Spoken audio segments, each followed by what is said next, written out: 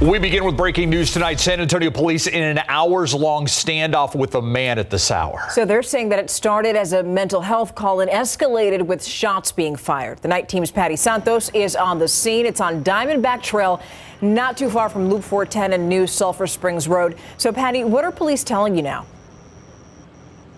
Yeah, we just talked to police and they tell me they're ready to stay here for as long as they need to in order to end this peacefully. And it's already been 5 hours. I can tell you, with talking to some of the people that live in this community, they're pretty frustrated with the commotion, and also some of them have been locked out of their homes as they wait for this to end. But here's what we know. It started with a neighbor calling police because the suspect was shooting at his dog. The dog is fine, by the way, but the suspect is locked up in this home and believed to be armed. Police say they're familiar with the home because just 2 years ago they had another standoff with the same suspect, and they want to make sure that, again, today it ends peacefully. All San Antonio police officers are what we would call an expert in mental health. We all take a class to be a certified mental health officer. So yes, sir, we're all trained in mental health.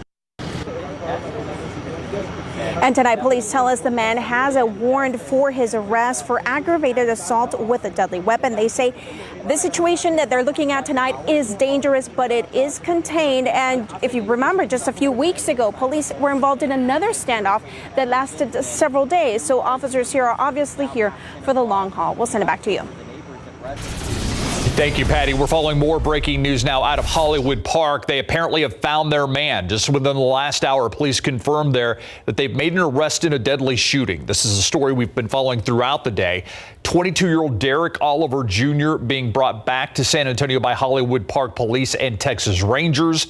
He's accused of shooting 3 people outside the Rose Bistro restaurant on Sunday. 2 of those people died. Police say they will release more information tonight, but the important part of the story is they have found the suspect they were looking for. New tonight, a case that shocked even the Bexar County Sheriff. Sheriff Javier Salazar says that one man turned weapons into machine guns. That suspect is 20-year-old Elijah Freeb. He's accused of selling switches which can turn semi-automatic weapons into fully automatic ones. Deputies arrested him today in Poteet, and that's where they also found 3 Glock switches, an AK-47 style assault rifle, and drugs. City leaders in Uvalde are now discussing how to move forward when it comes to its police force. Tonight's city council meeting covered a wide range of topics, including the physical fitness of police officers. And as the night team's Lee Waldman explains, the Uvalde police chief wants guidance now from the Texas Department of Public Safety. DPS has probably the best physical fitness instructor course in Texas. So that's why I want to go with that. The topic of officer fitness has been brought up several times during the 3.5 months since the Robb elementary shooting. You said if they're applying, they'll have to be able to meet those requirements. What about the ones that are already employed? Police Chief Daniel Rodriguez says the new physical requirements will be taught in a non-consecutive 6-week program by DPS. New and current UPD officers will need to pass physical tests twice a year. Tuesday, Council also accepted a donation from the Texas National Emergency Number Association for a total overhaul of UPD's communications center. The equipment will not only benefit the 911 center, but also members of the community, by facilitating the collaboration between agencies and other agencies in an expeditious and cohesive manner without having to raise taxes. That new center should be ready in October. Also on the agenda, discussion over headstones for the 21 Robb elementary victims.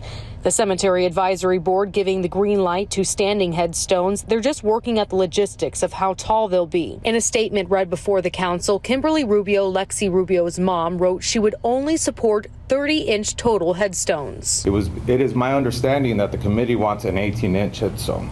I am opposed to this recommendation. I ask the council to please approve a 24-inch headstone with a 6-inch base.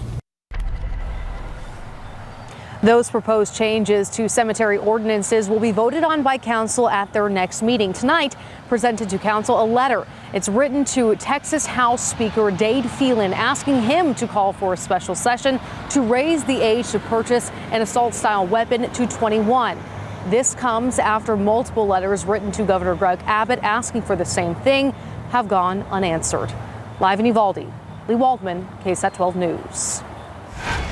Thank you, Lee. All new on the Nightbeat, a church van stolen and trashed. A church van. It was eventually found with extensive damage. The suspects are still on the run tonight. You know, that van was actually meant to help students get to after-school daycare. A nearby school is now offering to help, but the Night Team's Patty Santos tells us why the church can't use just any passenger van.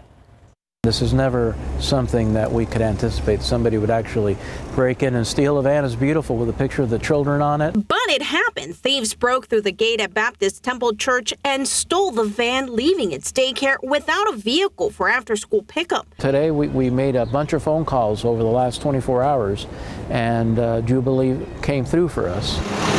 A charter school bus was able to pick up some of the kids, but some were too far for the bus to go. Senior pastor George Sayazbazan thinks the break-in happened sometime over the weekend. No one knew the van was gone until someone spotted it a few miles from the church. Replacing or even fixing it is tricky. We just can't use any old van. The inside and outside of the van is just trashed. While it might be salvageable, the thing they need to replace right now is the electronic child safety alarm. That tells the driver that there aren't any children left inside the van. They hit us in a place that's extra painful because we just can't replace it with any vehicle.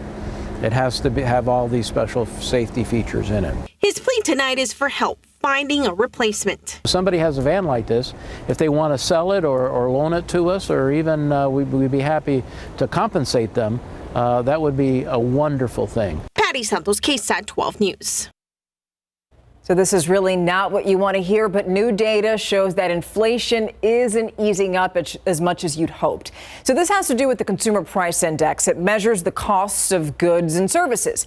Economists expected that number to be at 8.1, but instead it's at 8.3%. So what that means is that inflation isn't cooling down as fast as economists hope.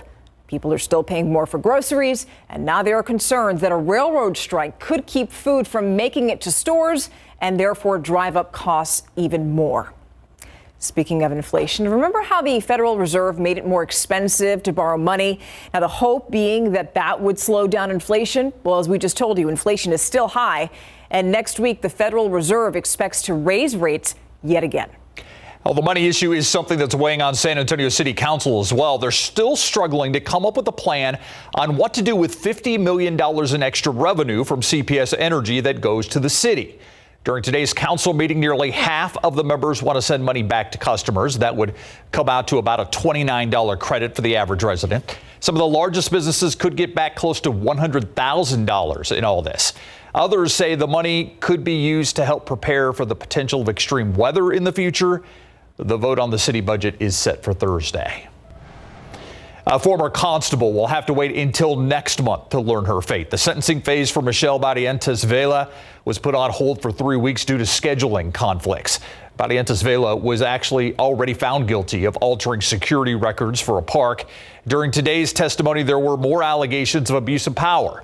A deputy told the court she believed Barrientos Vela was in distress when she heard the former constable's order to respond to a local store.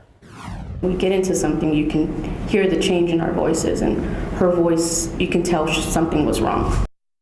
So what was the emergency? Well, once at that Family Dollar store, deputies realized Barrientos Vela's adult son was accused of shoplifting from that store. Other personnel described being ordered to destroy records at the end of Barrientos Vela's tenure. A judge will hear from more witnesses on October 4th. Now for a look at your headlines in your Nightbeat News Flash. A San Antonio police officer now off the job. She was found asleep behind the wheel with a blood alcohol level nearly 3 times the legal limit. KSAT investigates open records for the indefinite suspension that happened back in June, 4 months after Rosemary Caudillo was arrested near Loop 410 and State Highway 16. Records show that she refused a breathalyzer, so officers got a warrant for her arrest. And now she's appealing her termination.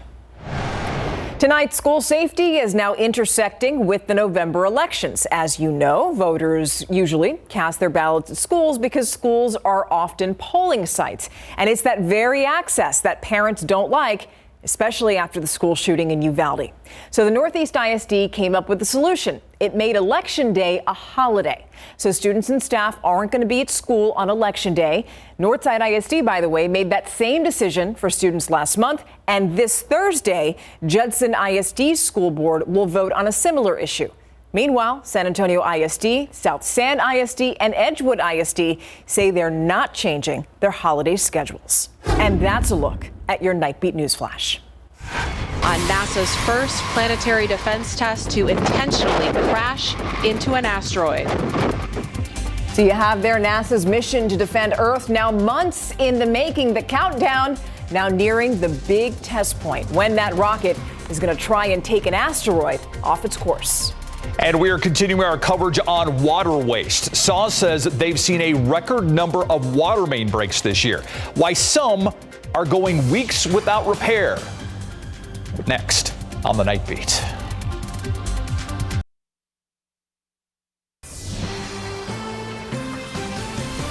Not all records are good, and SAW says that it's hit a record when it comes to water main breaks. And the people living in areas with those breaks say that it's taking weeks for them to get fixed, and they're worried about all that wasted water. The Night Team's John Paul Barajas took that concern to SAWS to get answers.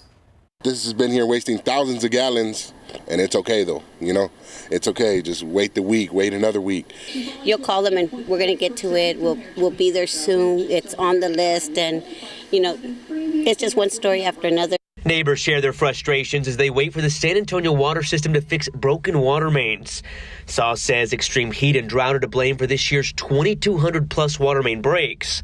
For some in the Crownwood subdivision near Converse, the wait for repairs is driving them to a breaking point. If it was 8 feet in, away from the meter, they would be giving me hell that I needed to fix that a long time ago. This homeowner tells us this water main break has been spilling water across his driveway and down his street for about 3 to 4 weeks. He tells us he's called SAWS numerous times but hasn't had any luck getting someone out here to fix it. He adds a week before his issue started, SAWS was repairing a break by the mailboxes just up the road. This one gushing out a lot more water, but still took about a week to get addressed. It was rumbling by the mailboxes. Over here, it's still not like that, but I mean, it's a constant flow. Ann Hayden with SAWS says they have 166 active breaks, but only 10 of those fall under its level 1 or level 2 high priority threshold. That includes breaks that affect water supply, water pressure, causes major damage to roadways, or impacts hospitals and schools. She admits some lower priority calls can take up to 2 weeks before crews arrive. We're dealing with it, but we're not fixing them as quickly as we'd like. We've got contractors going on. We have our crews going on that are working 24/7. We asked SAWS how much water they have lost due to some breaks going unattended for weeks at a time. They told us those numbers aren't in just yet, but did say it is more than what they would have liked. But she also said all that water lost is not going to affect any customers' water bills. At SAWS headquarters, John Paul Barajas, KSAT 12 News. And liftoff of the Falcon 9 and DART. NASA behind yet another mission. This one is meant to protect the planet from asteroids. The Double Asteroid Redirection Test, or DART, launched into space in November of last year. Right now, the rocket's scheduled to hit its target on September 26th and hopefully nudge the space boulder off its trajectory. It's something the team at NASA have been watching pretty closely. We are so excited about it. It's 2 weeks away, so now my heart rate has increased a little bit. So how big is this asteroid? Well, it's about the size of a football stadium. That piece of rock not threatening Earth, but it is a test to see if the collision could actually change an asteroid's orbit. Now to the Queen Elizabeth II and her final journey home. Her coffin traveled from Scotland to London, and her body is now at Buckingham Palace, where it's going to stay the night before a procession. So starting Wednesday, the Queen is going to lie in state for 4 days at Westminster Hall. London is now preparing for what could be the largest gathering in British history. Let's take you live to Sky 12 right now with the historic Redberry Mansion and Estate off Gembler Road. Isn't that pretty? Very pretty. Yeah. Never seen that before. 79 degrees. All right. I'll take it, Adam. Let's talk about rain chances, though. Yeah, exactly. Use more rain in our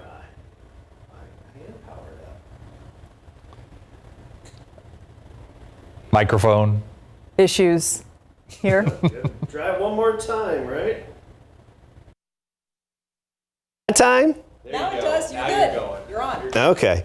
Well, anyway, hey, you know, technology, gotta love it, right? Anyway, rain chances looking ahead. We're pretty much daily rain chances. I think with the exception of tomorrow, we're talking about 10 to 20% chance. And that's from Thursday through the weekend and on into the early part of next week. You may have seen a few flashes on the north side of town this evening. That was from one last little thunderstorm that developed today up near Bulverde, basically right along 46 between Bulverde, Bergheim, and about Cordillera Ranch. That's 8:20 p.m. A look at the radar there. And you look at that radar, and it was actually just kind of a just quick splash and dash little thunderstorm. I do like to take a different look at it, though. You get that three-dimensional view, and you can see it's really not that tall of a storm. It was reaching up to just about 30,000 feet. And you look at the motion through time, how it kind of developed, and you see little extra storms outside of it puff up as well before it dissipated as it moved westward. So that's what we saw this evening with that thunderstorm to the north. That was right along 46. As for actual rainfall accumulations, well, along that highway, up to about 0.7 of an inch from that downpour. Elsewhere, we saw some showers today as well, particularly Gonzales County down into Wilson County, even Kerr County and parts of Bandera County, where you see the green. That typically means a ½ inch of rain or even a little bit more. Here's a look at the radar from earlier today, and just a few of those storms popping up. I don't expect as much on the radar screen tomorrow as what we had today, but as I mentioned, some daily slight chances thereafter.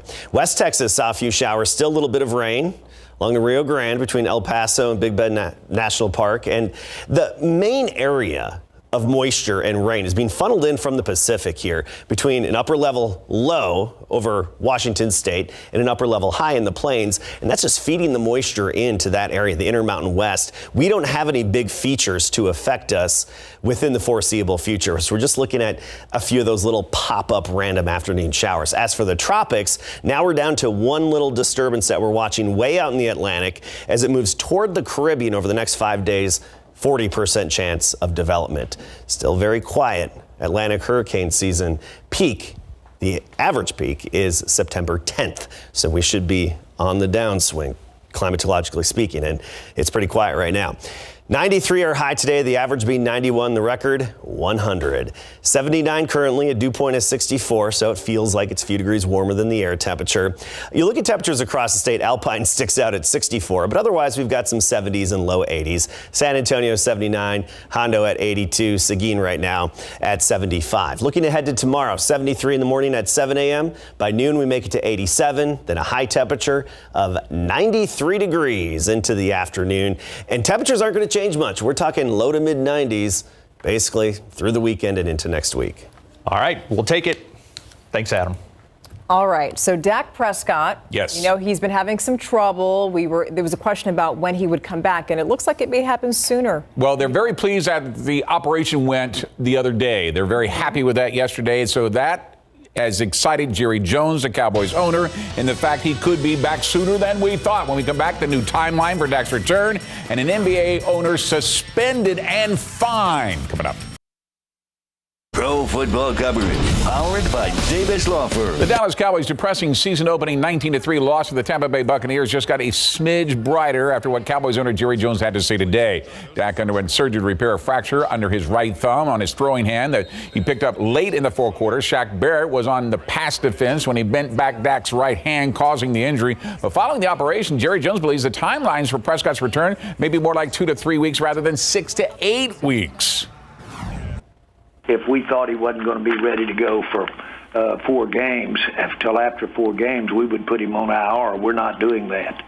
We think he can come in and play, so we don't want to not have him out there practicing. We want him getting prepared, and we'll see how he handles this thing, how it heals, mainly how he can, his strength, how he can grip the ball, what his status is.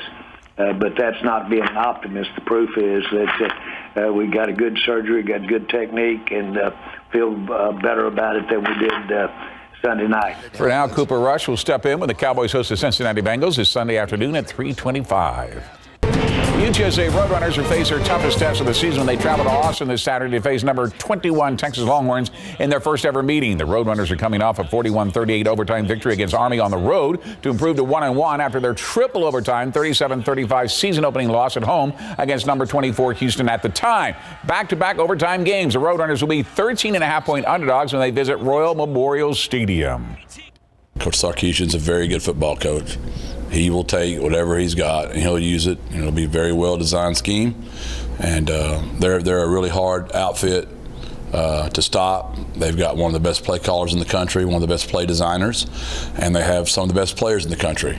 Therefore, you get to go battle the number one team in the country to, I would say they outplayed them on that day. It's going to be a crazy atmosphere. We know it's going to be a lot of people. It's going to be very loud.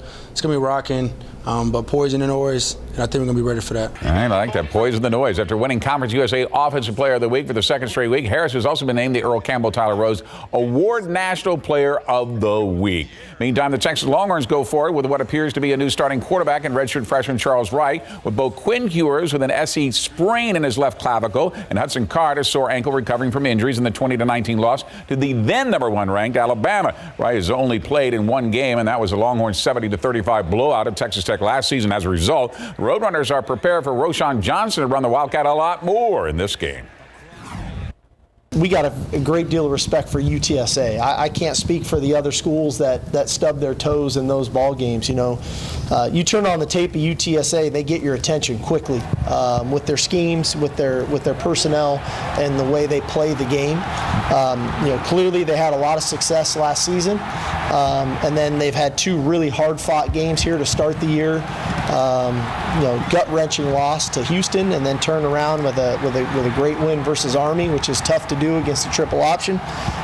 So they have our attention. That didn't take long this morning when we turned the tape on for them. They get your attention. We need to be ready to go. All right, kickoff between UTSA and Texas on Saturday set for 7 p.m. and KSAT 12 Sports will be there. And NBA owner suspended. Next.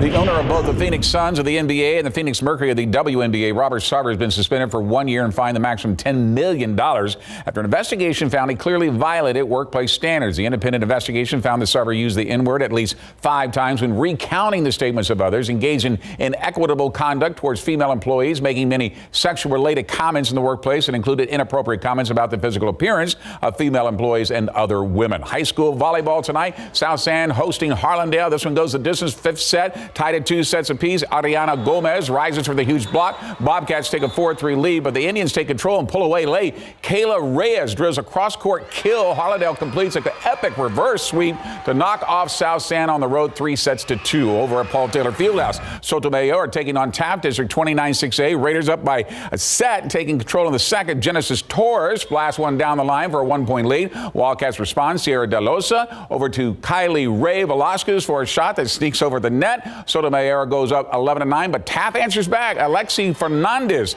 gets up for the huge block. Raiders going to sweep the Wildcats 3-9. In District 29-6A, O'Connor taking on Warrant at Northside Sports Gym.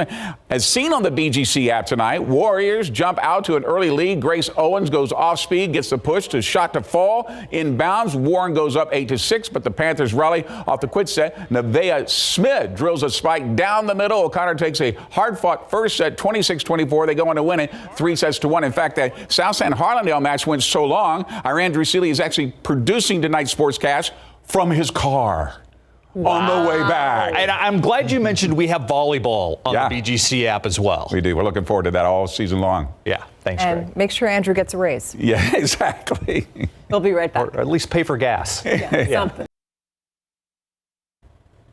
That's all of our time. Don't forget, Good Morning San Antonio starts at 4:30. It's been a pleasure having you with us. We really enjoyed your company. Have a wonderful night. We'll see you tomorrow.